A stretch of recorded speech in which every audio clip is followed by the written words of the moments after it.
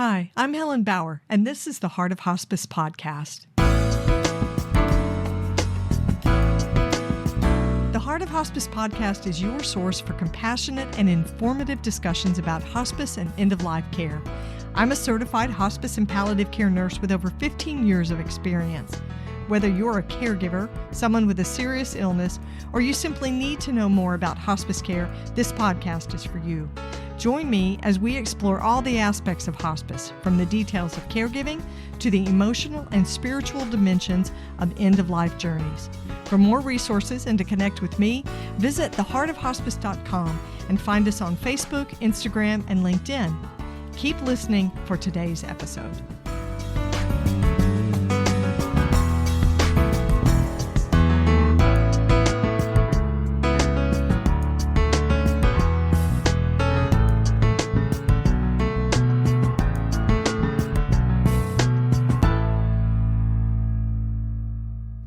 This is the Whole Care Network.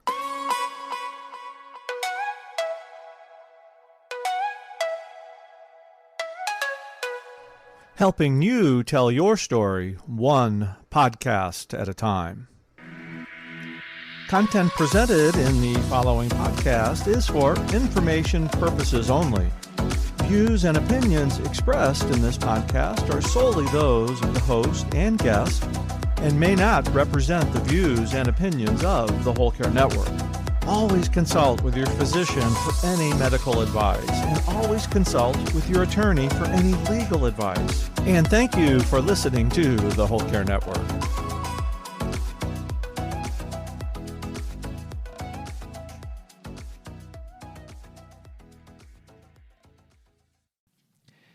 This episode of the Heart of Hospice podcast is being sponsored by bkbooks.com. Barbara Carnes and her team at BK Books have created the Approaching Death Support Kit to help educate and support families with clarity and compassion. This new bundle is a practical, ready-to-use resource for the bedside and includes many of Barbara's most trusted booklets. For more information, visit bkbooks.com or see the show notes for the link to bkbooks.com. In this episode, Beth Cavenaugh and I are getting back to the basics of hospice, talking about live discharges from hospice care. My guest co-host today is Beth Cavenaugh. She's a certified hospice and palliative care nurse with a rich experience in caring for patients at the end of life. Beth's mission is for everyone to exit this world knowing their wishes will be respected and they will get comfort and quality care in the final stages of their lives. Beth Cavenaugh and I are talking about live discharges from hospice today. What to expect, what's supposed to happen, and how to be an advocate to make sure that transition process from hospice to another care team goes smoothly. We're going to be talking about a lot of the details, what you can expect from the different team members, and discharge planning, which is super important when it comes to going off of hospice care, and how you can appeal if the patient or caregiver don't agree with the hospice agency's decision to discharge. So this one's chock full of information. You're going to want to listen to the details. Here's my conversation with Beth Cavenaugh about live discharges from hospice care.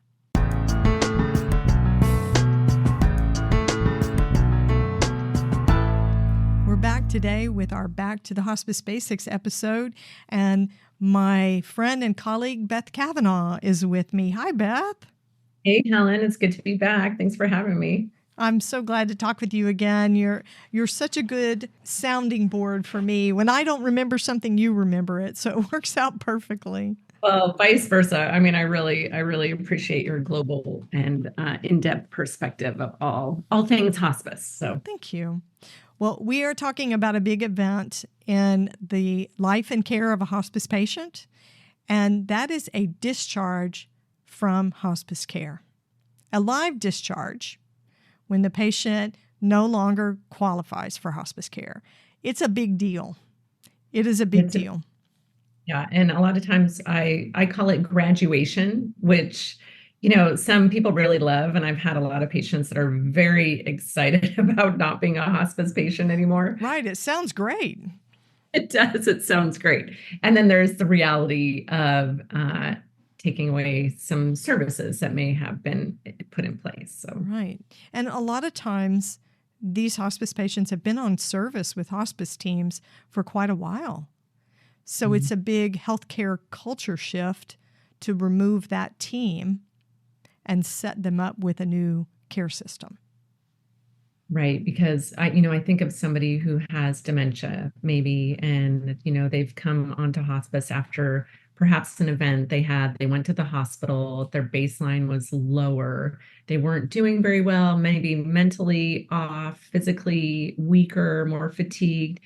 They come onto hospice, they have their caregiver, really tending to them. They have a CNA coming in, they have a nurse coming in, and having that support system really helps them do so much better. I mean, maybe they're getting their food, more often. Maybe they're getting medicated better for their pain or their agitation, and really doing a lot better. But so much better that because they're not declining, they don't actually meet criteria for hospice anymore. And there are very strict Medicare guidelines for who meets criteria for hospice.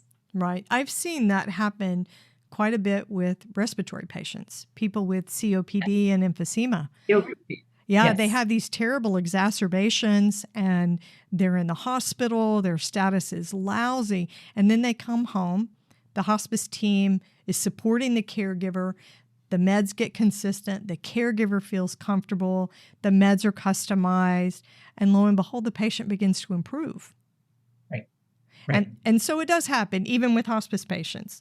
So we're going to talk about what that looks like when a discharge is going to happen, what we call a live discharge for extended prognosis, which means the patient is not expected to die within 6 months, which is the hospice criteria. So most states have a requirement that a patient or the decision maker has to receive a discharge notice within a certain number of days prior to the discharge. In the state where I work in Texas, it's a 5-day discharge notice. You have to let people know no less than 5 days in advance. So in other words, if you're a caregiver or a patient, your hospice nurse should never walk into your home and say, oh, by the way, we're going to discharge you tomorrow.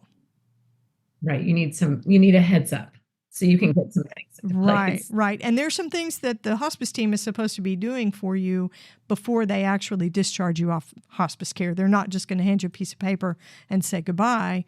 There's some planning that's supposed to happen when a discharge is going to happen. Right. So let's talk about that discharge planning from the perspective of the nurse. I'm going to let you take this one because I know that's your area of expertise. What kind of discharge planning and plans would you expect the nurse to be doing when a patient's going to be discharged off? Well, I think of their provider, I think of their equipment, I think of their medications, and I think of maybe caregiving services that they've had.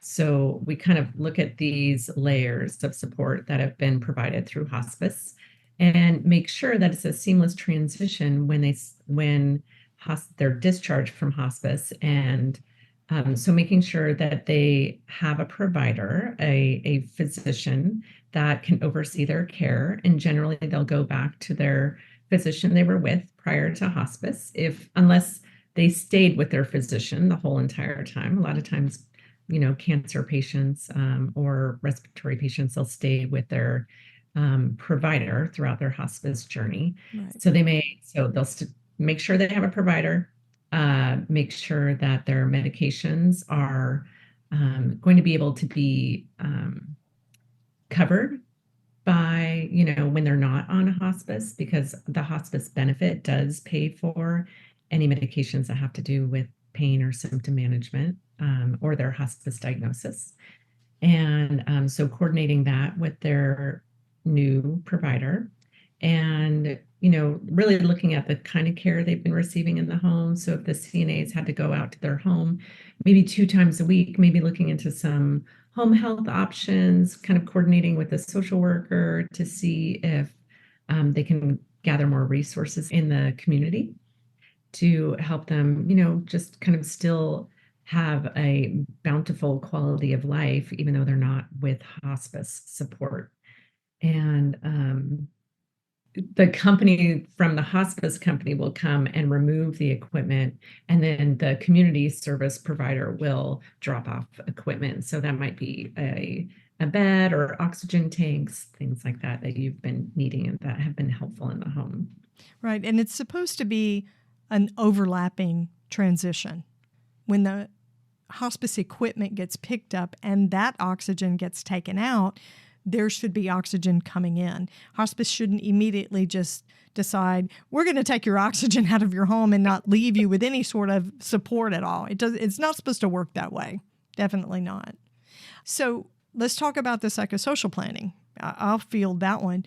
So the social worker should be looking at the caregiving system. What changes need to happen? So if they've had an aide coming in, is it possible to get the patient estate paid provider, an aide that would come in and provide some hours, or coordinating with the nurse, like you're saying, to let the home health know if the patient qualifies for home health, that the home health aide would be needed to provide some personal care as well. They look at meals and financial resources, and of course to make sure that the safety equipment in the house is still there. All of that. So between the nurse and the social worker, that's what makes up discharge planning. Mm-hmm. And that is a regulatory thing. Discharge planning is required by regulation. But a lot of agencies aren't great at doing the psychosocial part. In my experience, we catch the medicines, right? We make sure the medicines are filled until the patient establishes with a new doctor. We make sure there's oxygen out there. And then the rest of it's kind of left to blow in the wind.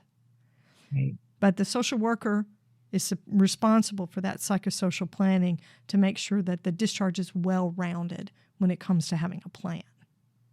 Right. And I know that families often have a hard time with their loved one being discharged from hospice because they don't have the support they need, like the 24/7 access to a hospice nurse. But that will all be discussed in terms of how to continue to manage their loved one, even though they're not on hospice. So, which will be going back to kind of the usual, which will be calling the provider when needed for any kind of pain or symptom management issues. Right. Or utilizing the home health, same way, Right. having a nurse available. I've seen circumstances where, say, a patient has a catheter. Mm-hmm. And so there's a need there that has to be met by a nurse. So you want the caregiver, the patient wants to make sure that those questions are asked. Who is going to be taking care of that? Who will manage that going forward if the hospice doesn't manage that for us?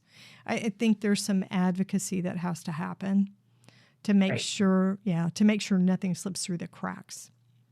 Right. And, for most families, always ask questions. If you're feeling like getting left in limbo, ask them really good, specific follow-up questions. Grandma's got a catheter. What's going to happen with that? Grandma has a wound. Right. What's going to happen with that? What about her morphine? Are we still going to be able to get it? How much can we give her still? So ask really specific questions about your loved one's care so that the coordination can be smooth and ideally seamless. Right. The whole idea is it's supposed to be a transition, not a drop out of hospice with a kick to another silo of healthcare. And sometimes it does happen that way. We're not always great at communicating. Right. So most medical mistakes are made, like 86% of medical mistakes are made during transitions in care. And going from hospice to home health is one of those transitions. That's why we're talking about it today. So, Beth, let's talk about the situation that occurs when a patient or caregiver doesn't agree with the discharge off of hospice care. If they don't think that they should be discharged, that they still qualify, they still meet the criteria, and they don't agree with the decision that the hospice agency has made. Yeah, I mean, I don't know much about it, Helen. I know they can appeal, and I think that you can probably speak um, to this question. I can. I can. So there is an appeal process that, by the way, the hospice agency is supposed to inform the patient and caregiver of when they give them the discharge notice. They're supposed to say, hey, we don't think you qualify for hospice anymore for whatever reasons. We're giving you notice of this now. And here is where you can appeal this process. It's a long set of initials. I couldn't even tell you all of them right now off the top of my head. QIO is how it's commonly known. And there is an appeals process. I think the most important thing for a hospice patient and decision maker to know is that when you file an appeal, while it's being processed, your hospice care has to continue. The hospice agency is still responsible for providing care while your appeal is being considered. Who actually considers? Is it Medicare? Well, it's the QIO on behalf of Medicare. Oh, okay. On behalf of Medicare. And what they do is they look at the medical record, at what's being documented, what the patient's status is, what they're, weighing it against the hospice criteria. And then the decision is made to uphold the decision to discharge. So, yes, the hospice agency can discharge, or no, we think the hospice patient is still appropriate, so you cannot discharge and care must continue. Mm-hmm. Yeah. My guess is a lot of the information regarding the decline or the plateau or the improvement of the patient will come from the patient and or the caregiver. Is that right? Or do they just go off the hospice record? They go off the hospice record. So they're looking at the electronic medical record, or what we call an EMR or an EHR. They're looking at that documentation. Okay, to make sure that the patient has, look at their weight, see what's happening with that, look at their kind of fatigue, energy level, look at how much they're eating, that type of thing. Are they symptomatic according to their terminal diagnosis? There are a lot of things to consider, but the hospice is responsible for making sure all of that gets entered into the medical record. So that's what the QIO review is looking at. Okay. Yeah. So it's complicated, and I don't know that the general public, most people who go into hospice don't realize that they can file an appeal when their person or they themselves are going to be discharged. Mm-hmm. It's a big decision to push back on that, I think. Right. It is a big decision, but if you feel, I mean, I've been in hospice for about 18 years, and I've only kind of heard some social workers talking about it maybe 5 to 10 times where it's actually been appealed. So I know that it doesn't happen that frequently, mostly because I think hospices, we like to keep patients on because we know it's beneficial to them, but we also can't be Medicare fraudulent. So right. If a patient is not declining and is plateaued or is improving, we simply, it's not legal to keep them on our hospice program. But I do know that it's appeals in general, at least in my experience, have feel infrequent. I think so. I think one of the reasons that it happens infrequently is because a caregiver's responsible for doing that, and they have limited energy, limited time, limited resources, limited attention span.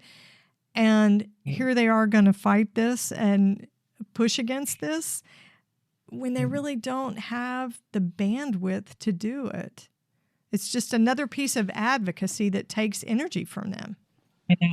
God bless the caregivers. But I do think if you feel like your patient, you're the one who sees them on the day to day. So, you have this, the providers, the caregivers, have this global perspective of their loved one. They know what they looked like 6 months ago, 3 months ago, and in the last week. They know what they're actually capable of. So if you really feel like your patient, your loved one is still declining, then, if you can advocate for that, I mean, at least you'll still have hospice services while the appeal is in place. Exactly. It's a lot to ask, but it may turn out that the review rules in your favor. This conversation is so good, but we're going to take a quick break. Hang on for more great content. The sponsor for this episode is bkbooks.com. When someone you love is dying, the journey can feel overwhelming. What do? What should you expect? How can you help? Barbara Carnes, RN and end-of-life educator and hospice pioneer, created the Approaching Death Support Kit to bring clarity and practical guidance to the bedside. Hi, this is Helen, host of the Heart of Hospice podcast. As a hospice nurse, educating the family has always been a top priority for me. The Approaching Death Support Kit from BK Books provides families and caregivers with clear, practical guidance to help them navigate the end-of-life journey with confidence and compassion. The bundle includes many of Barbara's most trusted booklets, Gone From My Sight, By Your Side, The 11th Hour, Pain at End of Life, and her newest title, Always Offer, Never Force. Whether you're a nurse, social worker, chaplain, or end-of-life doula, this kit supports your work. And for family caregivers listening, it offers gentle, trustworthy guidance to help you care for someone at home and feel more prepared for what's ahead. BK Books offers quantity discounts for teams, agencies, and families, so visit bkbooks.com to explore the Approaching Death Support Kit. See the show notes for this episode for a link to bkbooks.com. Okay, so I want to talk about the impact that these discharges have on people, because it's more than just a removal of services and setting up a whole new care system. I think there's, for lack of a better word, a grief that occurs. Yeah, I mean, chime in here and see if you think this is a good description, but a lot of times we have these patients for months and then we decide to discharge them, but we've formed relationships with them. And they feel abandoned. Yeah. I think that's a big part of it is feeling abandoned, especially after we came in and we kind of, swooped in with all these amazing services and 24/7 phone contact if needed and great symptom management tools and education upon education. And then we have to retract all that. I think it is griefy for the patients and the families. It is. And you have to look at how hard it is to make the decision to use hospice care anyway. Right. Here we are, we made this crushing decision to put mom on hospice, and we went through all of this agonizing and decision making, and we found a place of peace with the decision. And now you're telling me after all these months that you are going to reverse that decision for us and tell me she no longer qualifies. Right. That's a lot to ask. It is. Yeah. I think sometimes being on hospice is a hard thing. I know it is. I mean, just because we have an industry, basically a factory, that processes a human experience, a machine to manage humanity. It doesn't really, it's an apples to orange relationship to me.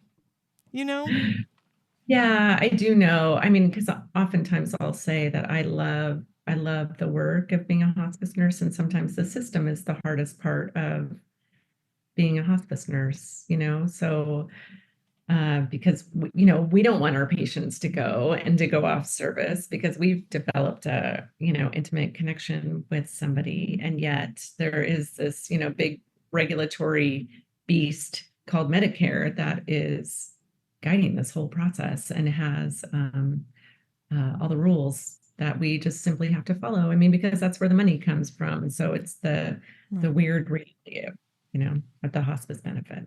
Well, and you have to admit, it's a business. A hospice agency is a business, just like any other, whether it's for-profit or nonprofit. So that part of it has to weigh in because we have to pay our people. You have to be able to bill. Yeah. So Beth, in the 18 years that you've been doing this, surely you've had experience with a patient that you needed a discharge. Can you tell me about a personal experience that you've had when it comes to hospice discharge?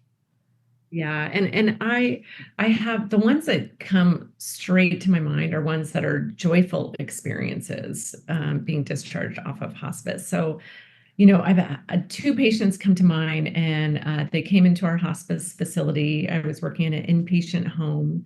So it was a small 12-bed facility at the time. And this one gal, she came in and she was comatose. I mean, she'd been weaned off a ventilator in the hospital. The family made the decision to sign her on to hospice. She comes to our facility. She's non-responsive. And then the next day, her eyelids flutter open and she's looking around and she goes, "Am I on hospice again?" No. And her granddaughter was sitting in the corner of the room and she goes, "Grandma." And she comes rushing to the bed and she goes, "Am I in hospice again?" Because she'd been to our facility before. And the granddaughter was very sheepish. She goes, "Yeah, you are. You were on a ventilator in the hospital." She goes, "You put me on hospice again?" She was so mad at her granddaughter and her, families, right? We make the best decisions we can in the moment, given the information from the doctors and the nurses, your loved one's going to die in the next week, she'll never be able to talk again. And lo and behold, this woman is very, very in the know, very with the program, very cognitively intact. And mad. And, we ended up discharging her several days later off of hospice into her home. Hers wasn't the most joyous. It was more, there was a lot of anger involved in that because she was so mad at her family. She wasn't mad at you. She wasn't mad at the hospice agency, but she's like, "You waited till I went to sleep and you enrolled me in hospice." Oh my gosh. Right.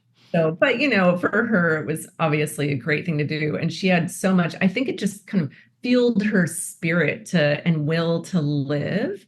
Being in a hospice bed, she was like, "Forget it. I'm going to show you guys." Yeah, I'm going to show you who needs hospice.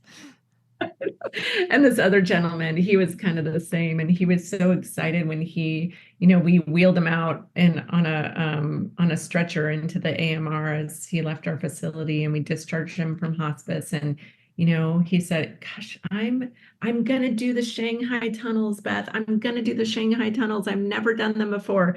And that was his motivation for getting off. And there are these like underground tunnels we have in Portland, Oregon, and he had never done them. And he was so excited about having the opportunity to do it and to have a second chance on life, and he kind of came in the same way, not as debilitated as the first woman, but really, everybody thought he was going to die within weeks, and he didn't.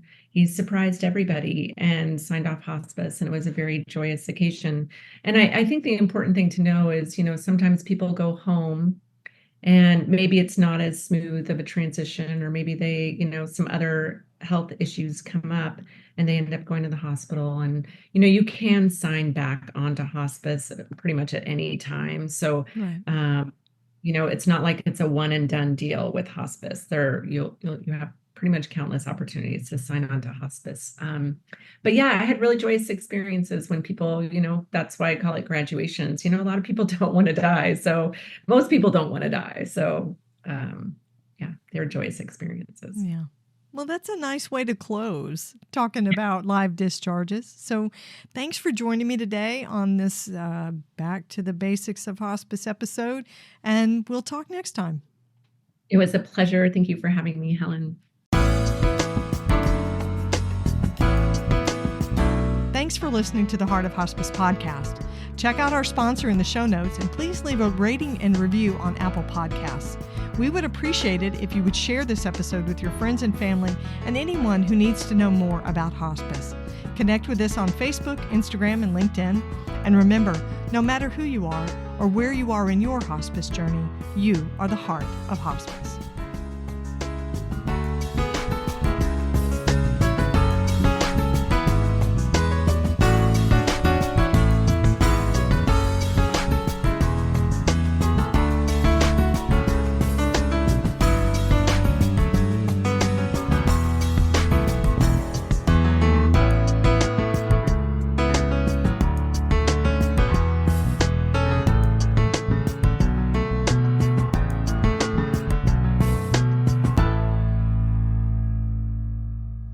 This is the Whole Care Network.